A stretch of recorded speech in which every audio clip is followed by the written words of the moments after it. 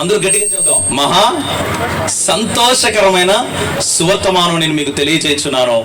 దావీదు పట్టణమందు నేడు రక్షకుడు దూత చెప్పాడు మీ కొరకని, కానీ మనమందరం మన కొరకు పుట్టి ఉన్నాడు. పరమాత్ముడైనటువంటి ఆకాశమును భూమిని సృజించినటువంటి దేవాది దేవుడు ఈ లోకంలో తన స్వరూపంలో తన చేతులతో సృజించబడినటువంటి మానవులను రక్షించుటకు మానవుడిగా, దాసుడిగా, రిక్తుడిగా ప్రాణమర్పించుటకు ఈ లోకంలో మానవుడిగా జన్మించాడు. ధనవంతుడైనటువంటి ఆయన దారిద్రతలో పాపపు కాడి కింద బ్రతుకుతున్నటువంటి మనల్ని ధనవంతుల్ని చేయడానికి ఆయన దారిద్రుడిగా ఈ లోకములో జన్మించి 33.5 సంవత్సరాలు ఆయన ఈ లోకములో జీవించిన జీవితం ప్రపంచానికి పరిశుద్ధంగా బ్రతకగలడు మనిషి అని సవాలు చేస్తూ పరిశుద్ధ రక్తాన్ని శిలువలో కార్చి సమస్త మానవాళి స్వర్గము, వైకుంఠము, పరలోకమని ఎంచేటటువంటి ఆ పరిశుద్ధ స్థలములోనికి అడుగు పెట్టడానికి మార్గముగా, ఏకైక మార్గముగా యేసుక్రీస్తు ప్రభువారు లోకములోనికి వచ్చి ఉన్నారు. ఆయన జన్మించి మరణించి పునరుత్థానుడై 2023 సంవత్సరాలు గడుస్తూ వస్తున్న ప్రపంచమంతటా జరుపుకున్నదంటున్నాం ఈరోజు ఈ క్రిస్మస్. యేసుక్రీస్తు అందరికీ ప్రభు, కుల మత విభేదాలు లేకుండా చేసుకుంటున్నటువంటి క్రిస్మస్ లో యేసుక్రీస్తు ప్రభువారు ప్రతి ఒక్కరికి సొంత రక్షకుడై ఉన్నాడు. ఈరోజు ఆ వేదికను అలంకరించినటువంటి ఇరువురు కూడా, ఒకరు ప్రజల యొక్క పక్షమున పోరాడేవారు, మరొకరు ప్రజలకు న్యాయం చేకూర్చడంలో పోరాడేటటువంటి వారు. వారు ఇరువురు కూడా ఈరోజు ఈ గ్రాండ్ క్రిస్మస్ సెలబ్రేషన్స్ లో ఉన్నట్లుగా యేసుక్రీస్తు ప్రభు వారు కూడా ఈ 2 సుగుణాలతో ఈ లోకానికి వచ్చారు. ఒకటి ఆయన న్యాయవంతుడు, మరొకటి ఆయన ప్రేమామయుడు. యేసుక్రీస్తు ప్రభు వారు ఈ లోకంలో జీవించిన కాలంలో ఈ 2 గుణాతిశయాలు మనం చూస్తాం. ఒకటి ఆయన న్యాయం, మానవులు చేసిన పాపానికి శిక్ష ఖచ్చితంగా ఉంటుంది అని చెప్పుద్ది. అయితే ఆయన ప్రేమ, మానవునికి ఆ శిక్ష విధిస్తే మానవుడు ఆ శిక్షను భరించి నరకానికి వెళతాడని ఆయన ప్రేమ కోరుకుంటుంది ఒక పక్కన. 2 ఒకేసారి పనిచేశాయి ఈ భూమి మీద మనందరి పట్ల. దేవుని నీతి మానవుని పాపానికి శిక్ష విధిస్తే అదే దేవుని ప్రేమ ఆ శిక్షను తన మీద వేసుకోవడానికి ఈ లోకానికి వచ్చింది. అదే క్రిస్మస్. Praise the lord. ఈ క్రిస్మస్ పర్వదినాన మనమందరం కూడా చేర్చబడినటువంటి రీతిగా ప్రతి ఒక్కరి గుండెల్లో యేసు జన్మించి శాంతిని, సమాధానాన్ని, సంతోషమని ప్రతి హృదయంలో ఇవ్వాలని హోలీ స్పిరిట్ మినిస్ట్రీస్ డైరెక్టర్గా, ఎల్షదాయ్ సంఘ కాపరిగా మనస్ఫూర్తిగా కోరుకుంటూ, ఆకాంక్షిస్తూ దేవుడు మనందరినీ మాటల చేత దీవించును గాక. ఆమేన్.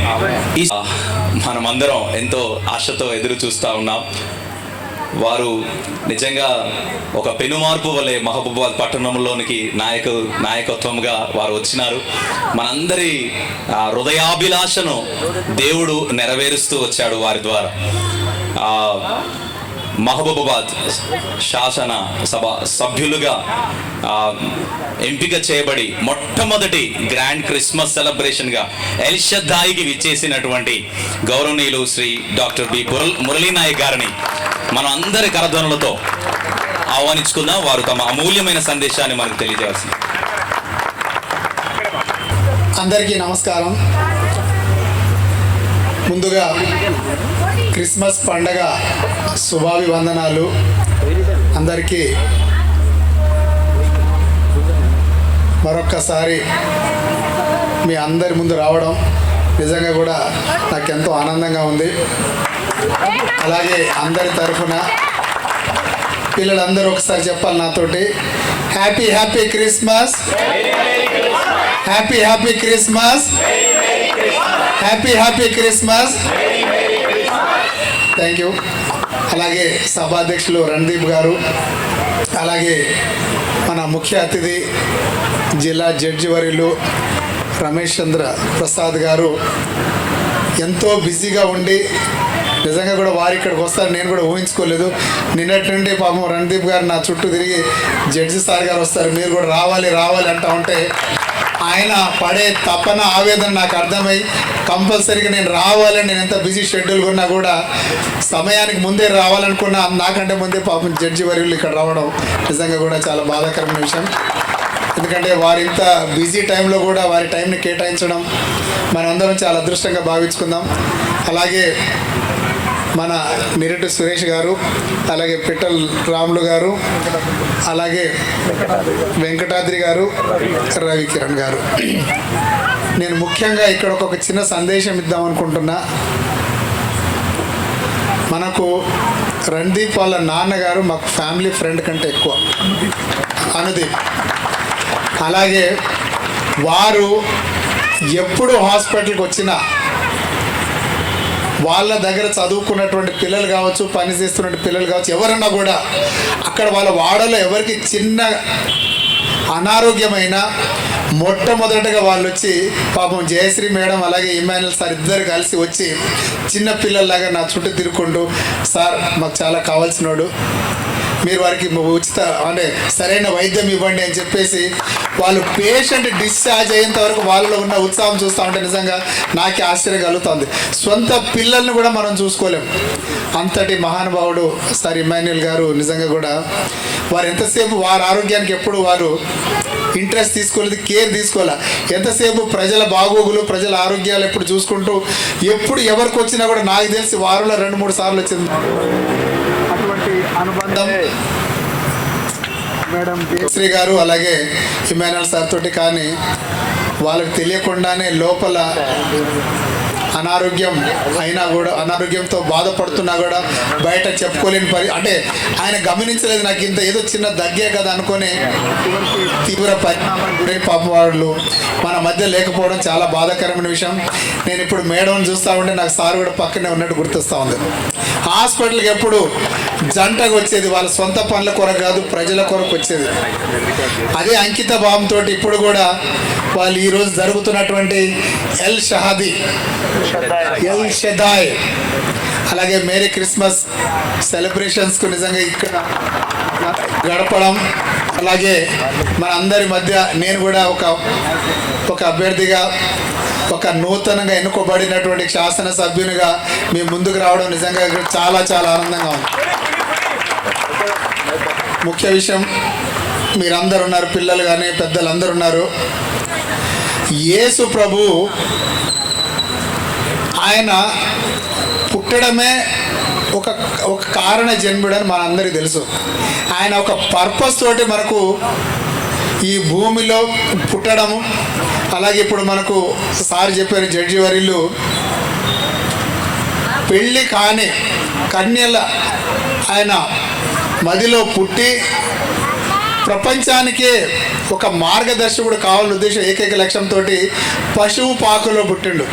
ఎందుకంటే దేవుని బిడ్డ గొప్పింటి బిడ్డగా పుట్టొచ్చు, ఏ కష్టం లేకుండా ఉండి పరిపాలించే రాజు కావచ్చు. కానీ ఆయన ఎంచుకున్న మార్గం ఏంటంటే అతి పేద కుటుంబంలో, పశువుల కాపరి కుటుంబంలో పుట్టి ప్రజల కష్ట సుఖాలు తెలియాలి అని ఏకైక లక్ష్యంతో వాళ్ళ మధ్య బతుకుంటూ చివరికి తన రక్తాన్ని ఇక్కడ మనం చేస్తున్నటువంటి పాపాలని కడగాలి అనే ఉద్దేశంతో, ఏకైక లక్ష్యంతోనే వారు ఇక్కడ జన్మించడం మనం అందరం. అందుకే నేను కారణ జన్ముడని చెప్తా ఉన్నాను మీ అందరికీ. అలా ఎంతమంది ఉంటారండి? మనం ఏదైనా మన పిల్లలకి చిన్న ఏదైనా కష్టం వచ్చినా కూడా ఎంతసేపు బాగా చూసుకోవాలనుకుంటాం, మన పిల్లల్ని గొప్పింటి బిడ్డలాగా చూడాలనుకుంటాం. కానీ అలాగే దేవుడు అలా కోరుకోలేదు. దేవుడు ఆయన అతి పేద ఇంట్లో పుట్టాలి, ప్రజల కష్టంలో ఉండాలి, ప్రజల పాపాలు కడగాలని ఏకైక లక్ష్యంతో ఎక్కడ పుట్టాడండి? జెరూసలేంలో ఉన్నటువంటి బేత్లెహేమ్ అనే గ్రామంలో. ఎక్కడ? మొత్తం భూ మార్గంలో ఉన్నటువంటి సెంటర్ పాయింట్లో పుట్టిండు. అక్కడిక్కడ అనుకోకుండా ప్రజలందరికీ సమాన దృష్టితోటి, ప్రజలందరినీ మంచి సదుద్దేశంతో చూడాలి, అందరినీ సమానంగా చూడాలనే ఏకైక లక్ష్యంతో వారు బేత్లెహేమ్ అంటే మొత్తం భూగోళానికి సెంటర్ పాయింట్లో పుట్టిండు. అందరికీ ఆకర్షవంతుడై ఉండాలి, అందరికీ ఆయనకున్నటువంటి విద్య, నేర్పు, అలాగే వైద్యం కూడా చాలామందికి ఆయన చాలామంది కుష్టి రోగులను చూశాడు, పోతా ఉంటే వాళ్ళు జస్ట్ ఇట్లా ముట్టుకోగానే వాళ్ళ పాపములను కడిగిండు, రోగాలను కాదు పాపములను కడిగిండు. ఎందుకంటే పూర్వ జన్మలో వాళ్ళు అనుభవించినటువంటి దాని ఫలితమే ఈ జన్మలో వాళ్ళకున్నటువంటి ఆ రోగాలను అంటే పాపాలను కడగడానికే పుట్టిండు మన యేసు ప్రభు. మనందరం చూసాం.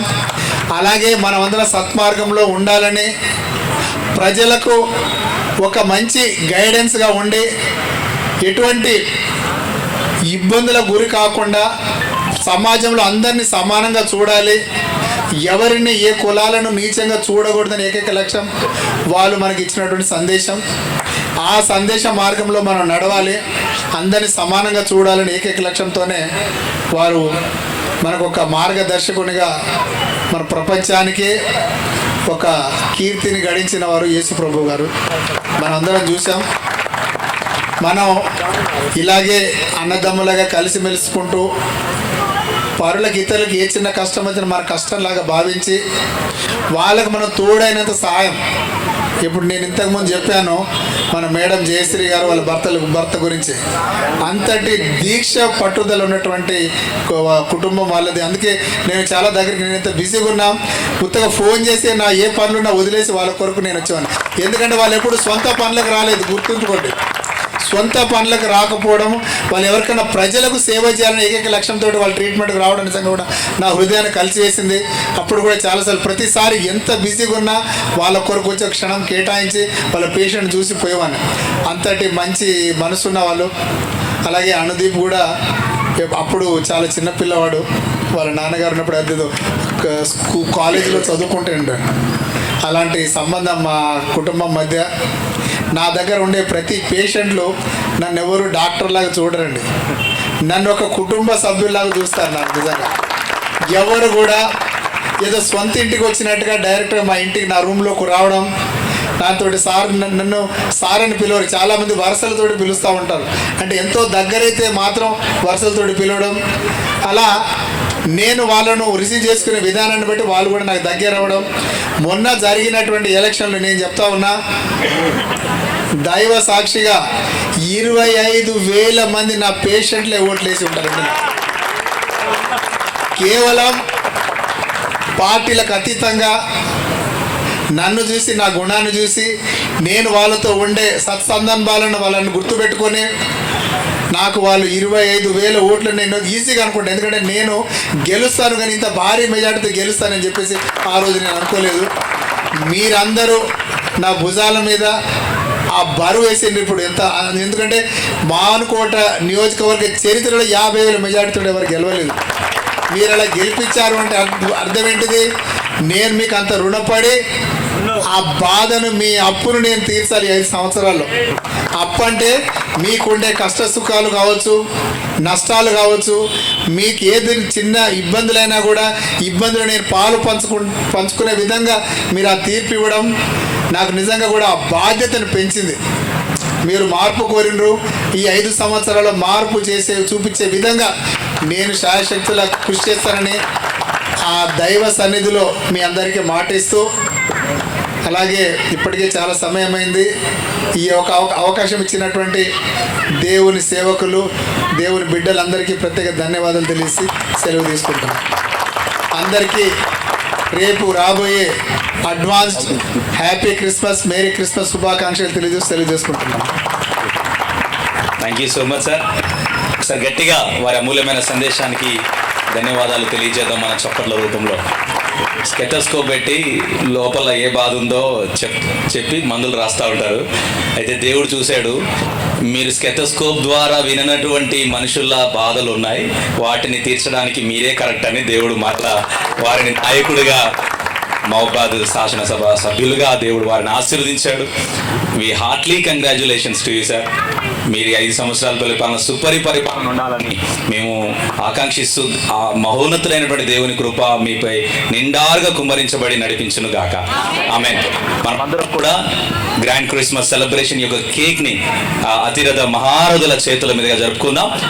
వాలంటీర్స్ కేక్ని తీసుకురావాల్సిందిగా మనవి.